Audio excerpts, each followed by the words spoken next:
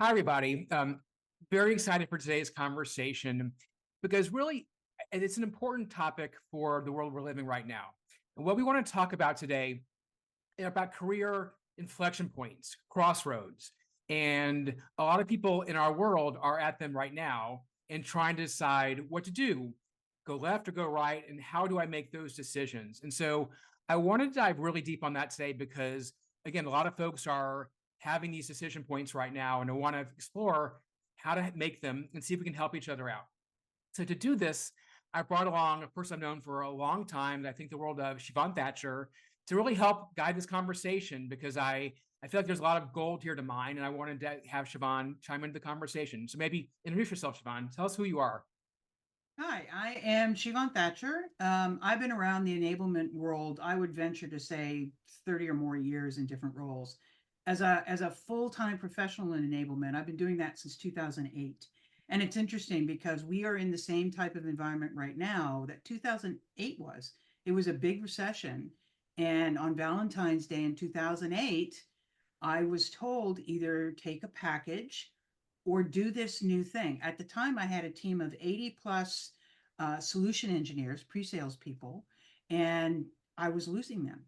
And so it was, when I heard it that day, it was, heart wrenching as I was going to lose my whole team. And now they want me to do this new thing. And what is this new thing? And I told them I needed 24 hours to think about it. Overnight, of course, the brain does wonderful things. And I woke up the next morning and I remember standing in my living room in front of my fireplace. It was February, and thinking, oh my God, I get to be an IC again. I get to contribute and Hmm. actually have impact again where it happens, not through other people. And so, of course, at the time, I called up my SVP of sales, a woman who was just like totally visionary in all of this. And I said, what is this? What is this new role? Tell me about it. And she said, I don't have any idea. She's take what you already are doing with all the pre-sales people, and I want you to do that with all of sales. It's like, what does that mean? She said, make it up. Right. And so that was my introduction into what became the best career I've ever had in my life. Came out of a situation where I was let go, and through opportunity, through partly fear, there was Yeah. some fear. Oh my God, what am I going to do? And learn making a lot of mistakes. But from there to now, it has been a phenomenal career, and it has been bumpy. I've been laid off twice since then, right? So it hasn't been, you're doing a great job, you know your thing, you're just like fabulous, but and that's what happens. So that's kind of where I am right now. That's why Dave and I are talking, is I'm looking too. I'm like the rest of you. I got laid off back in March, and so I'm trying to decide, what am I going to be when I grow up? We're all asking ourselves the same questions. I love it. And I think the journey is interesting. And I think it's important just to acknowledge everyone's journey has bumps. Oh yeah. And this is not the old days where getting laid off is a thing of shame. It happens a lot. And so I think it's all part of the conversation. And what I want to dive in today is both how you react to that. And we'll talk about that in a bit, but also when that happens, or even before that might happen, people have decision points, inflection points where you can decide what to do. And maybe let's kind of go back in your journey a bit, and maybe before that incident on Valentine's Day, or maybe after. But walk me through, like, when at a certain point you're going along and you have a kind of a big decision to go left, go right thing, and can you think of it, was that the first big one, or was one before that or after that? Um, there were numerous ones before that. I've had a jungle gym of a career, so I've been all over the place. Like I couldn't make up my mind, and so I did lots of different things. So there were a lot of decision points. One of them was to move from Canada. Right. One of the first ones was, I was in Ottawa, and went, do I move to Toronto and take on this brand new role of pre-sales that I'd never done at the time? And so I made the change. I didn't know anybody. I was like, just go for it. And I did. And it turned out very, very well. That was one of the situations where I got laid off after 4 years because the company, it was another bad time. And we were the only profitable office. right? There was me, a salesperson, and a receptionist, and we were the only ones that were hitting quota consistently and bringing it. But it cost too much to run the office, and so they Yep. shut the office down. And so that was a pivot point. What do I do now? I went into IT. That was not. It was there. It was what was in front of me. Yeah. I was panicking. I didn't know what else to do, and so I took the job and did it for a couple of years and realized I told myself, it was really funny because I told myself, oh, I'm totally burned out on pre-sales. I don't want to do that ever again.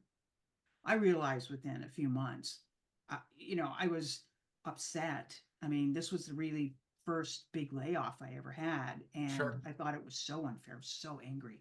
So anybody who's going through this for the first time, you're allowed to have those feelings. You're allowed to have the feelings of anger. You're allowed to have the feelings of guilt. You're allowed to have the feelings that come with it. Just don't let it paralyze you. That's it. Right? Yeah. You've got friends, reach out to your friends. And I know we're going to get there, but I will be hitting on this a number of times during this because we take these things so personally. What could I have done better? What did I do wrong? Right? Now, I didn't do anything wrong. We were doing everything right. But the business needed those funds to stay open. Yeah. And so they used it where they thought they needed to. So that was a pivot point. I'm gonna slow you down for a second on that one. Let's go back. I want to dive into that layoff happened. They closed the office you were in, and I think I'm gonna paraphrase here, but you were saying I took the IT job from out of fear. So can we go back and sort of dive into, and as you look back on that, how did you make that decision? Did you think about it the right way in retrospect, with the wrong way? Like, can you dissect that as with the benefit of time? I convinced myself that I didn't want to be in sales anymore. I convinced myself that doing development and programming was the safer route because I knew how to do it. I also knew that I didn't like it, but I knew how to do it. It was close to home. I was close to family. It felt like a warm hug at the time. Mm. Uh, and it was an environment where nobody had ever told me or laid me off or told me I couldn't do it. So I built these walls around me, these walls of safety. And it worked for a little while, but then I got bored to tears within months because it wasn't what I loved. It wasn't the joy. It wasn't any joy. I knew how to do it. It was fine. It was close. All the reasons I just said. Uh, but it wasn't doing what I really loved to do. And so I took it because it was there. I took it because, well, frankly, somebody offered it to me and there was money because I was, I spent money like a waterfall at the time. It was just like, whoa, right? I was in my early 20s. It was like, I was having a great time. So I had nothing in the bank. And I was like, I have got to get a job. And so I took one of the first ones that came along. And And, you know, if this Sheevaun could talk to that Sheevaun and coach on decision making, what would you say to her at that point? Because again, you're just like, there's a warm hug, there's familiar stuff, you're close to home, there's a lot of good things about it. But maybe you could or could not have foreseen, you would have been bored. Like, how would you coach her? I would coach her to say, feel the feels. What does that I mean? did everything I could not to feel the feels. So I made the feels go away. I compartmentalized them. I was just like, I'm not going to even look at any of that. It's not about joy anymore. It's not about happiness. It's not about, getting excited about doing a job. It's simply doing a job. Put all this stuff away. And so I would coach her to say, stop before you make decisions like this. Think about how you feel. Trust your intuition. Trust it because it's telling you, when you hang up the phone and you go, trust that feeling because that feeling is telling you this is not really the right place to go. Now, I understand that some people are in desperate situations. And if you're in a desperate situation, yes, take whatever's in front of Yes, you, at least for the time being, absolutely. right? Don't say, oh, it doesn't sound good. I'm going to wait. Don't do that, right? If you're in a desperate situation, if you've got family support, then you take what is in front of you. But also allow yourself the opportunity to sit back and, I would say, Sheila, just think about what it is you really want to do. What joy did you get out of that previous role that encouraged you to move to Toronto from Ottawa, that encouraged you to do this where you didn't know anyone? As an introvert, that was a big step. What was it? and capture that, right? I was not a deep thinker at the time. So, I didn't really think about anything. It was just, I don't want to feel bad. Yeah. And so getting a job made me not feel bad because I put everything aside. So that's kind of the coaching I would do. Um, would it have changed anything at the time? I don't have a, I don't have a Wayback Machine. I don't have Sure. 20/20 vision. So who knows? But I do know that right now, this is the coaching that I give to other folks.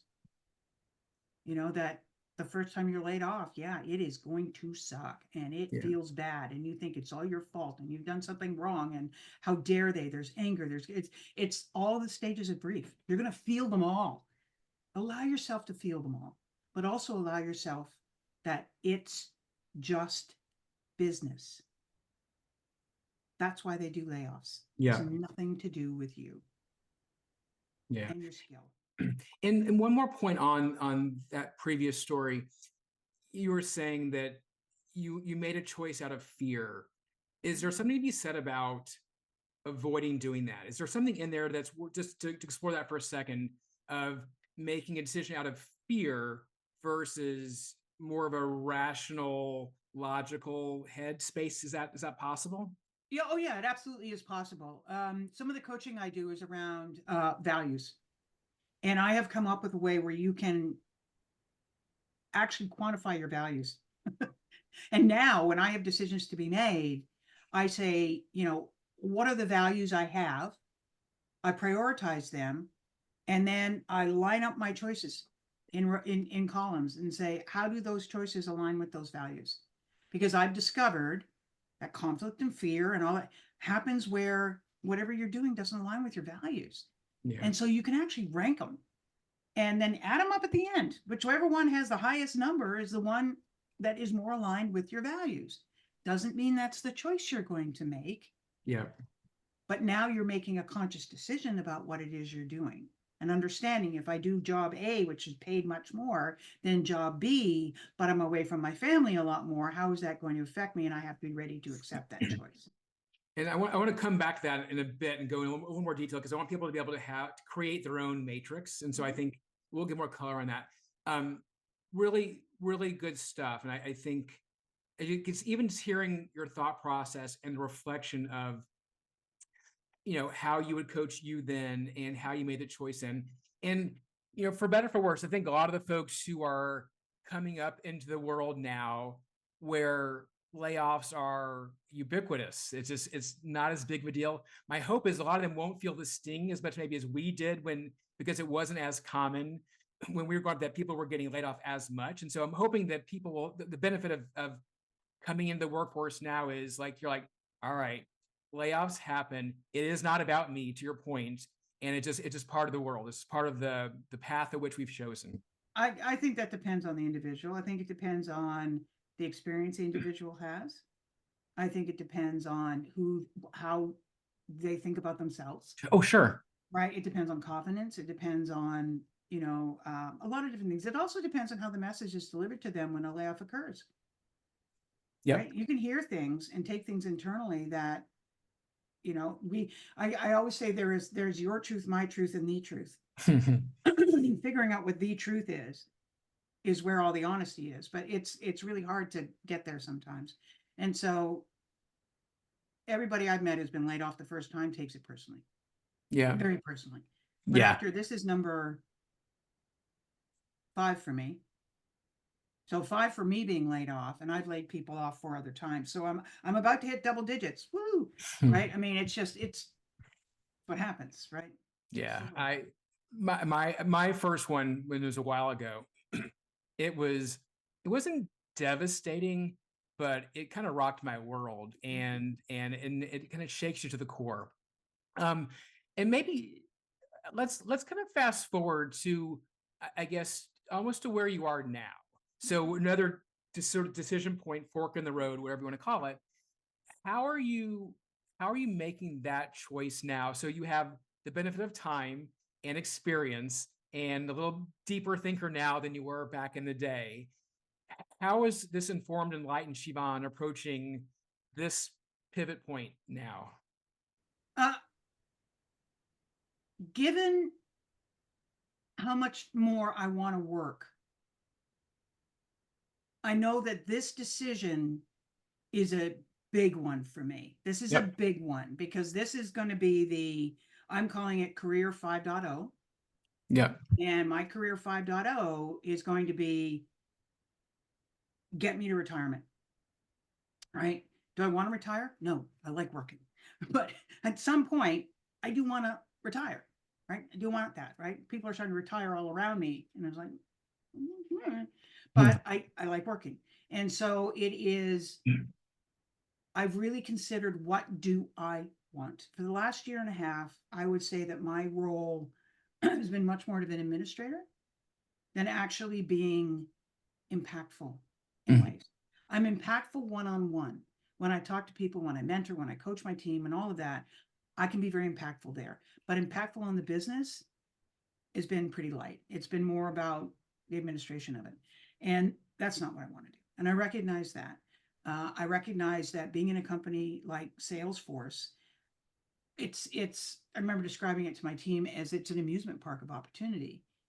It's an amusement park of opportunity if it's the type of opportunity you want to do. And I've discovered that Salesforce functions in a way that allows 80,000 people to work together and do what they need. That is not the environment for me. And I've learned that. Yeah. Nothing against Salesforce. In fact, they were very kind in the package that I received in this layoff. That's given me this opportunity. Now, I would have taken it anyway, but it's kind of softened it. I've earned it, believe me, right? This wasn't them feeling sorry for me. I've earned this, but now I get the chance. So now I'm looking at, do I want to go back into full-time work? I enjoy full-time work. I really do. It's a consistent paycheck. There's benefits. There's all the good things that come around it. However, now I'm only going to go into full-time work that is cutting edge. Is it cybersecurity? Is it AI? Something like that, right? I don't want to go full-time work on stuff that's behind us because then I spend all my time trying to drag them forward. And I don't want to do that. I want to work with a company that is doing new things, learning new things, trying new things. So that's the full-time thing. And in Okay. that case, I'd probably look a little bit larger companies, not Salesforce size by any stretch, but Yeah. 300 million or above. Their next step is the billion step, right? That's a good spot there. Or the consulting. I have, I found out yesterday I did a presentation. I don't think I've talked that fast since I lived in Canada, but I managed in 1 hour to go and get rid, just dump all sorts of stuff on these poor people. I've got a ton of information in my head, and consulting is a great way for me to be able to go and help companies, right? I get bored very fast. That's why the administration stuff is not mine. I like to have change.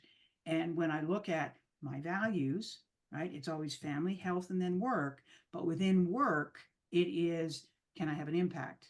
It is, uh, can I multiply talent, right? I love putting people on stage and watching them come off the stage the first time Mm. because there's this like aura like you would not believe, and they're like vibrating. Oh my god, that was awesome, right? I mean, I love doing that because I remember the first time it happened for me, so I love that part of it.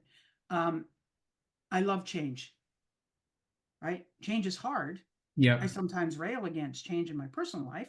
You just ask my wife. But when it comes to change in business, I like to have new things that come up, new challenges, all of that. And consulting would give me that. And so that's part of it. So that's a thought process there. Coaching is one. Yep. There's no, unless you're very established already in that field, there's very little that you can do as a coach. And there's a lot of hard work to try to get there where I would be making enough money to be satisfied with my work. Put it that way. Uh, there's retirement. Talked about that, but I've got one boy in his final year of college, starting his final year of college as a senior, and I've got one just going in. There's no retirement. Not right now. Right. I gotta get these kids through. When they're through, then maybe. And to this point, so you have options, which, Yep. as we were saying before, like it's a gift to have the options. So we'll get to the bones of the matrix in a few, I think. But how are you making those decisions? How are you getting closer to deciding? Like, what is that Because again, I think people have a lot of um, options or some options, and I think sometimes people get paralyzed. And so There it is. I want to talk about not getting paralyzed. Right there. So when we get laid off, we have a tendency to forget everything that we have done, everything we've brought to the table. I encourage people, and if anybody is watching this and you're not doing this, start doing it now. Anytime you get an email, anytime you get a Slack, anytime you get a message on LinkedIn that says thank you, or I learned from you, or right, something, put it in a file so that you can return to it later. Because after a layoff, you can feel sometimes defeated, right? Your confidence may be low. So one of the things that I've been doing, and I have to thank my friend Ira, who recommended this, is he said, stop thinking you got to make the decision right now. Give yourself 2, 3 months, talk to everybody you can that you know well and who knows you, who's either worked with you or you have served them in some way, and ask them if they had the opportunity to hire you right now, what would they hire you for? What is your unique capability that they would hire you for? And remember that and write that down, because that is how you're seen in the world. That is your superpower, is how these people see you and what they believe you can bring. And so I thought that's brilliant. So that's what I've been doing, talking to you. I've been talking to all sorts of other people. And, they're helping me do this, to say, yeah, Sheevaun, yeah, you can do all that. We know you can do all that. But here's where you really show up. Here is where somebody tells you the strategy, but it's all up in the air somewhere. And it's this great, pie in the sky strategy. How do they execute on it? And you cut through all of that hyperbole and say, here's reality. This is what you can do. This is what you cannot do. Here's how you need to do it. Here's how you can do it in a short amount of time. Here are the rules you need to put.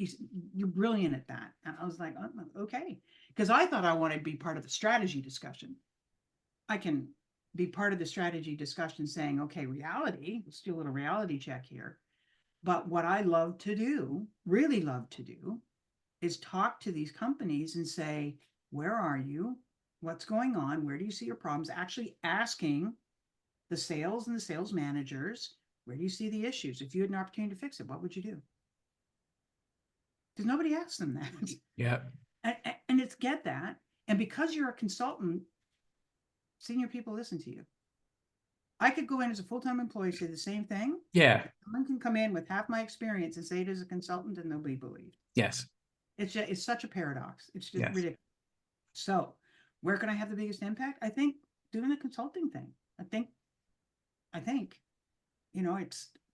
not sick on another 6 weeks, but that's what I'm working on, is really. But you're having conversations on track A, track B, track C. Like you're all of them. Yeah.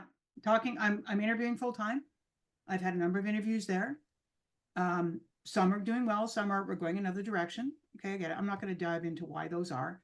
And I am talking to people, but I've had people coming out of the woodwork since I made that post on LinkedIn saying, hey, we would love to subcontract you. We do have a gap in that. And when we hear about it, we want to throw you in as a secret weapon. Are you interested? I've had someone else come up to me and say, I have this course that I've been doing for years, and I've been looking for somebody to help me do it. And I believe you could. Are you interested? So there's lots of opportunities being presented to me. It's up to me now to move those forward. Yeah. Right? Because everybody's giving me time, which is awesome. Nobody's saying, yeah, let's go do it right now.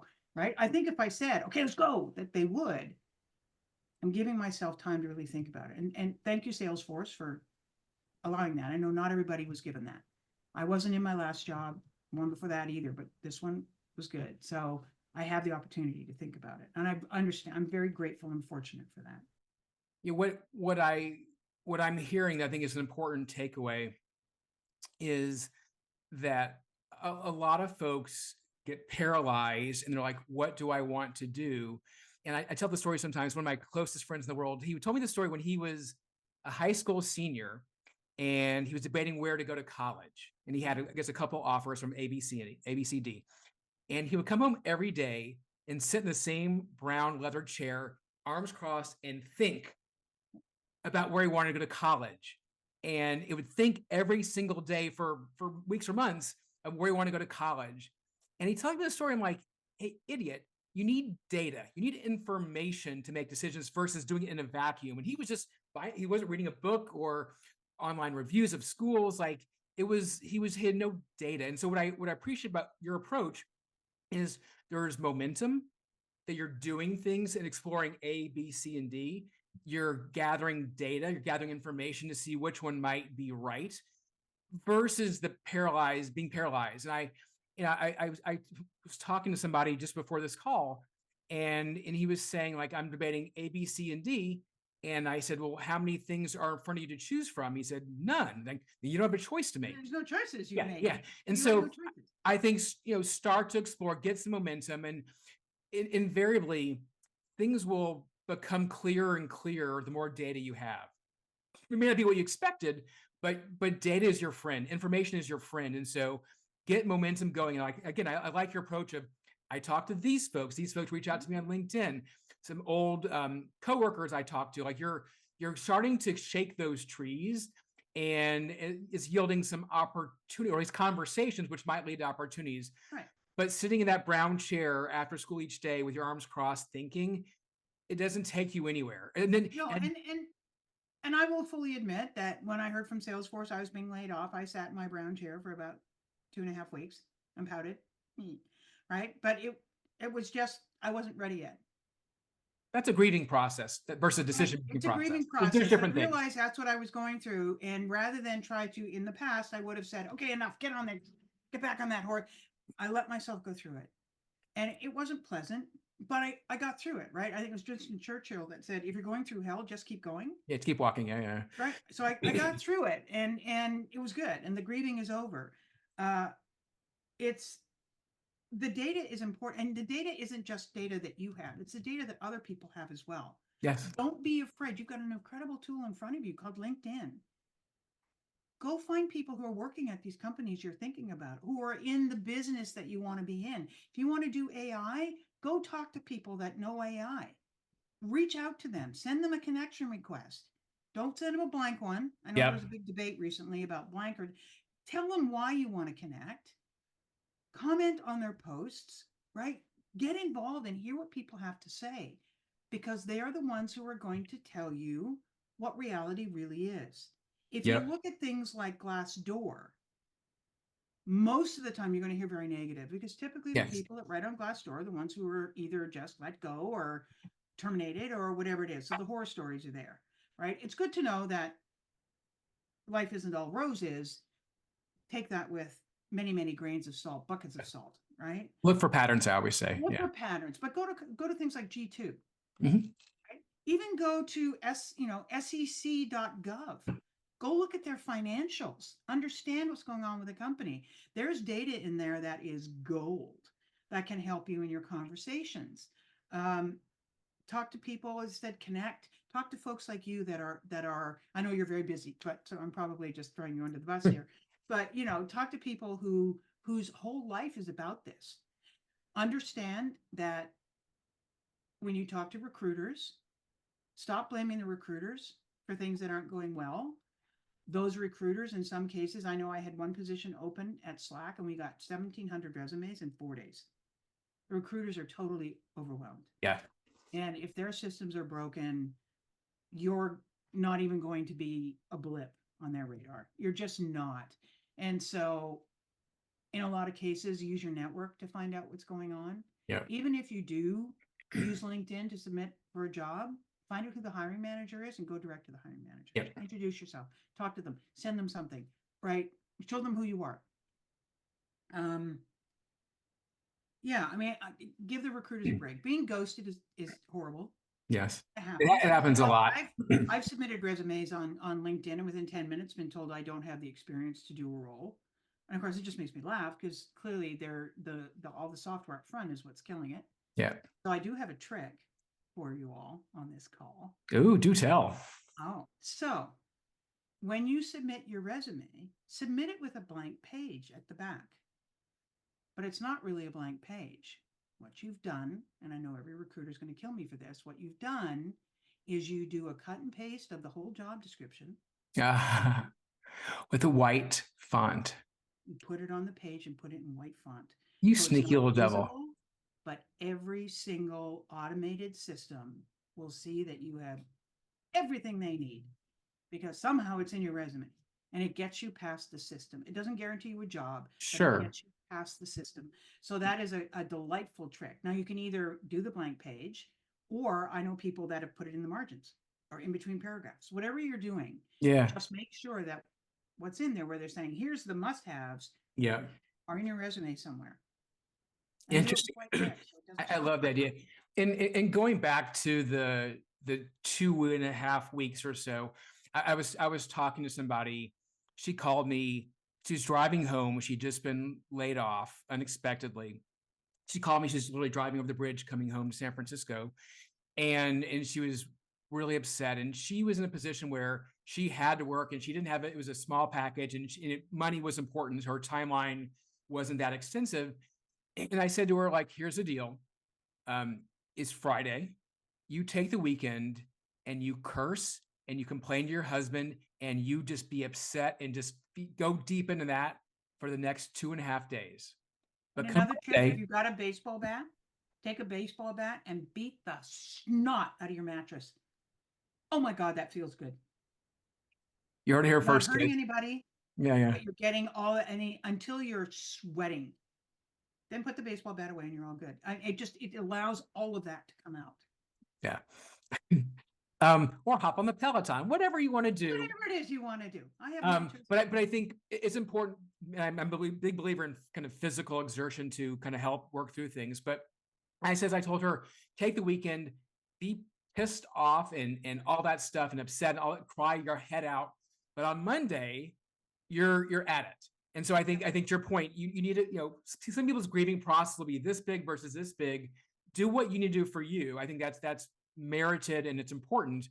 But when you're at a certain point, you have to turn that page and not carry that resentment, the anger forward, because it's just going to hurt you in your job search. If you're interviewing, you're talking about your last job and you're coming across as a little bit bitter and so some unhealed wounds, it's not going to help you. So as I said to her, like, go through that stuff and then come Monday, turn the page. So whether it's 2 days or 2 weeks or whatever it is for you, like, have your process.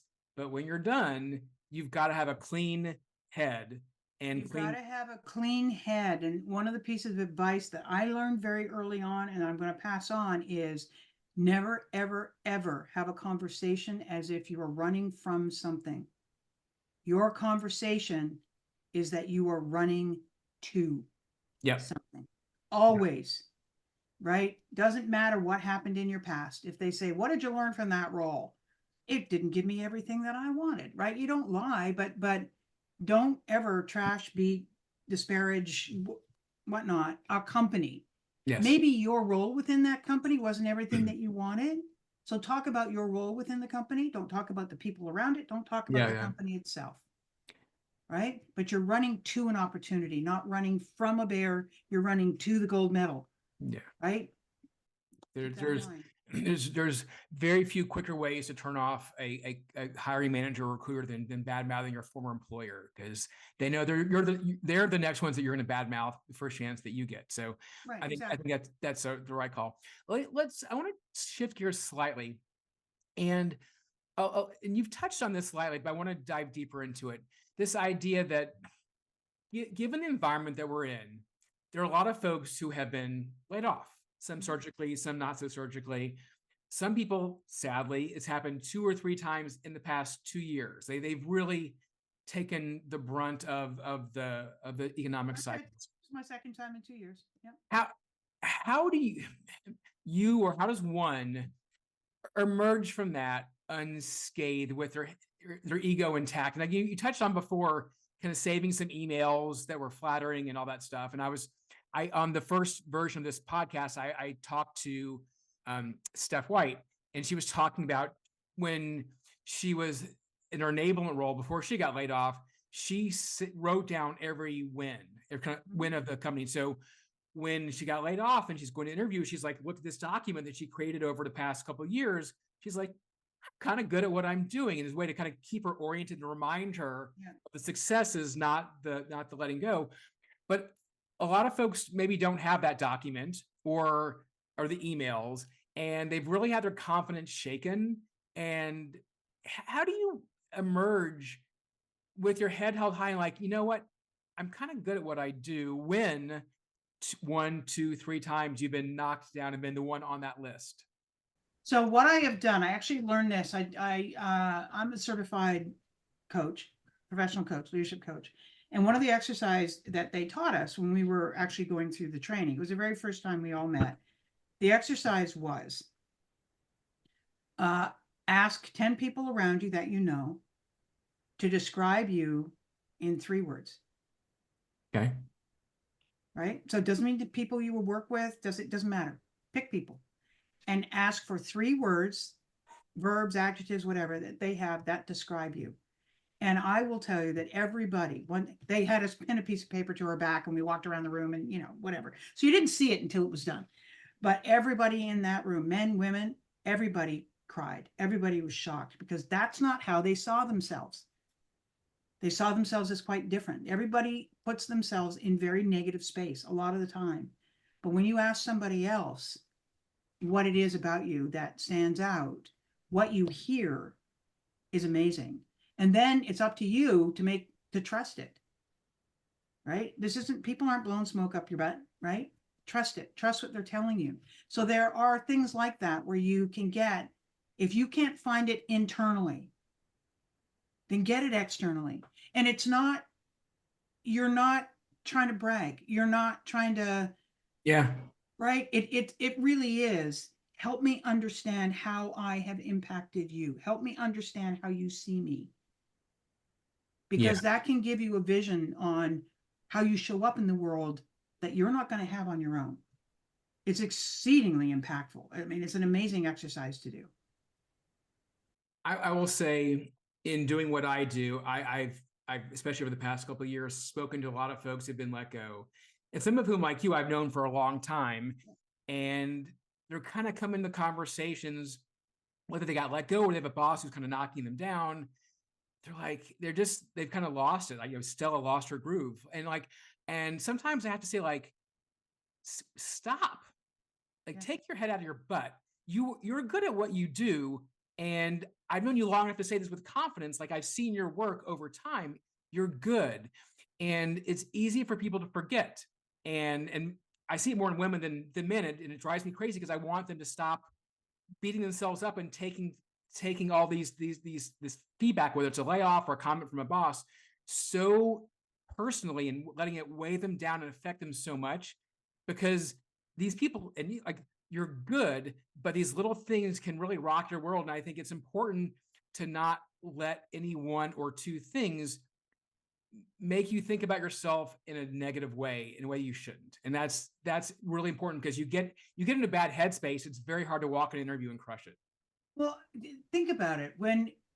Unless you're getting real, true constructive criticism, you and I spent 25 minutes before we even started recording just talking about stuff. And we were, there was some constructive criticism, there was things going on.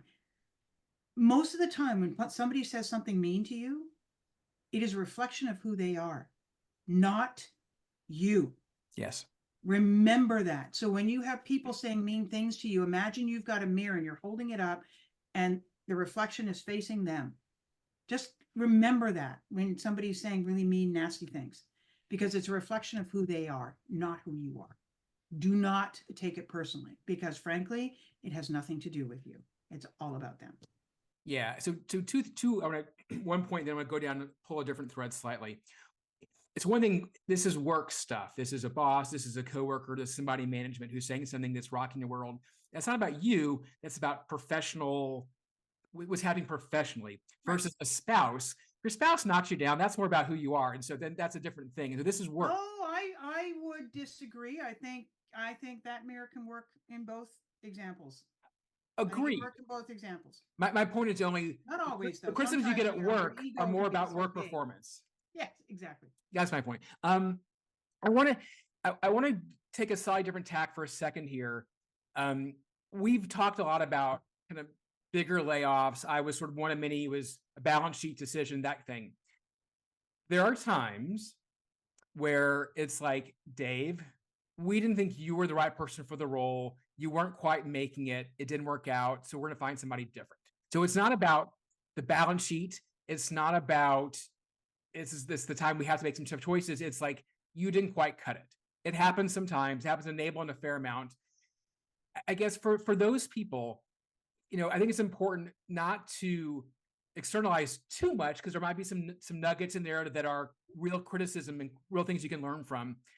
Can you speak to how you walk that tightrope of like take some lessons and take the right ones, but not take it so much that you're knocked down? Because I feel like you could externalize it so much and say, I'm perfect. I did nothing wrong. It's all about them. When in fact, there's some lessons about you. What do you think about that? I think that one of the best questions you can ask when you're in that kind of a situation is help me understand. Help me understand. And frankly, what I have seen in my career is when I've been in situations like that, where it's not a fit, it is a gift to me. It's a gift because I can either stay there and continue fighting against a place that either what my ideas are not working, right? Clearly, your ideas are not working, Yeah. or they're just not receptive to other things, whatever that is. And in cases like that, I look at it as a gift for giving me the opportunity to evaluate what I've done, what worked, what didn't work. Yeah. It's hard to say, help me understand. It is hard to say that because what you're going to get is here's where you didn't work well. But get that, learn that, Yes. understand that, and then evaluate it. Maybe it's true, maybe it's not. Doesn't matter. Get it. The more data you have, the better it is. But use that as a gift because what it's telling you is there is something better suited for you out there. Yeah. And so take that information as a gift, grieve, but take it as a gift, use it for the next one. Because what it not only is it going to tell you about what you did at the organization, but it's also going to tell you about the organization itself. Was the organization mature enough? Did they approach things in a certain way? It can tell you whether or not you want to talk to more organizations like that. It'll give you a whole new bevy of Yeah. open-ended questions that you asked during the interview process. So you don't get there again. It is a gift.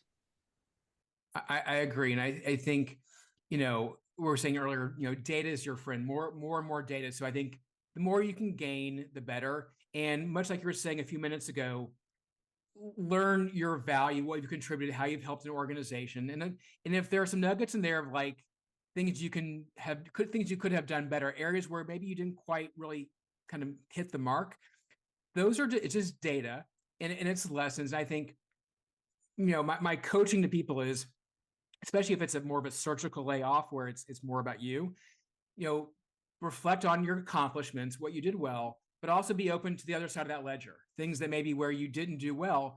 And your own reflections are personal. There's no shame. It's just you thinking about that. But I think owning up to that internally will only help make you better for the next time. Because I also will tell you, when people interview, you might get questions like, hey, why did you leave company X? Mm-hmm. And I think it's a very fair thing to say, here's what I did well, here's where I missed the mark, and here's what I've learned and how I take that forward and how it's changed how I approach the job. I think awareness is a very important thing that a lot of folks, it's convenient to ignore the bad things. And what I hear a lot is, oh, the company didn't understand enablement. They couldn't know how to use a person like me. Maybe not. But my point here is slow it down, be open to the good and the bad, learn what you can from the good and the bad, and then just get better from it. And I think it's just in times like this when a lot of folks are getting laid off, it's very easy to say, economic downturn wasn't about me. And I think sometimes there are some nuggets where you can learn to. Yeah. Okay, so that was really good. I want to take a minute on going back to what you said before about your matrix. I think people might get some value from that. So can you maybe, however you can best explain and describe it? It's something else. It was something I learned in my coaching training, but then I did something else with it besides what they did. Okay. And so I have a double-sided sheet. It has, I don't know, 150, 200 words on it that people have used in the past to describe their values, what their values are, what drives them. And so the exercise I have people do whenever I'm coaching them, one of the early exercises is take that sheet, pick out your top 10 values from that sheet. The things, and don't like think real hard about it. I've had others come back 2 weeks later and go, it was so hard. I still only have 5. And I'm like, you're thinking too hard, right? Just go through it quick, highlight ones that stand out, pick 10. Yeah. Put them in a spreadsheet or on a piece of paper, doesn't matter, right? But put them in order, one above the other, where the highest priority one, the one that's most important to use first, and the one that's least important is at the bottom. All right, so there's your first column, which is making up all of your rows. Yep. Then you have your choices. And remember, everything you have is a choice. And doing nothing is a choice. So do nothing, choice A, choice B, choice C, whatever they are, and line them up in the columns. And then where that value meets that choice, I want you to score it 0 to 10, where 10 is it's a perfect match. 0 is no match at all. Now you can do a less scale, you can do 1 to 5, but I found that's harder. 1 to 10 usually gives you more of a distance. And do that across, you can either do it by value across all the choices or do it by the choice through all the values, whichever way you want to do it. Yep. Right? Your choice. At the end, add it up. And on the bottom, in that bottom row with the totals, you're going to see which of your choices align with your values the most. Because when you do something that does not align with your values, there is conflict. That's where conflict exists, is when a value does not match an action or a job or a role, whatever it is, an activity. That's conflict. And so figure that out. It's a pretty simple exercise. I have people that I started doing this with 10 years ago that are still doing it. I do it when I've got choices like this that I'm in right now, right? What's been interesting to me, though, is that my values haven't changed. The order and priorities changed. That's interesting, right? It's like, oh, so making all that money doesn't really matter as much anymore. Right. Well, a lot of that is because of where I am in my career and, all that kind of stuff. But this exercise itself, this matrix, doesn't mean it's the choice you're going to make. I wouldn't automatically say, well, that one was 99 and that one was 89, so I'm going to go with the 99. Think about it. Yeah. Right. And you still may make a choice that isn't the highest score, but it's the right thing for you and your family. It's data. It's data. That's all. It's data. And what it is quantifying your choices. Instead of, pro cons lists, you see pro cons all the time. What pro cons don't do, though, is rank the pros and the cons within the pros and the cons. They don't weight them. Right? What's mandatory? What's optional? What's, who really cares? What's a nice to have? What's a need to have? It doesn't do any of that. This does. Yeah. Right? And so it's, I can send the sheet to you, or I can simply, if people want it, they can reach out to me on LinkedIn and I'll share it. And, it's a wonderful exercise. Let's do both. If you can send it to me, whenever I post this, I can include that sheet. That'd be great. And people can also reach out to you. And just one application, a lot of folks I've spoken to who, as I mentioned a minute ago, have been through the ringer the past couple of years. They've been in enablement for a few years and gotten laid off maybe twice. And they're like, you know what? I'm done with this. I'm like, I need to go someplace where it's less volatile. And so this might be a great way for those people to decide, do I stay? Yeah. Do I go somewhere else? And I think sort of that, something like that, a framework can take the emotion out of those decisions and also the reflexive nature of like, I just got to get out of here and go somewhere else, somewhere safer. Maybe, maybe not. I'm not saying stay in or go out, but I think a framework to make that decision will be helpful, because a lot of folks who have come to me and said, like, I'm done. I'm just done. My second layoff. I'm sick of this. I just can't. And I get the response and the emotional response for sure. But the grass isn't always greener, and maybe this is a good way to approach that decision.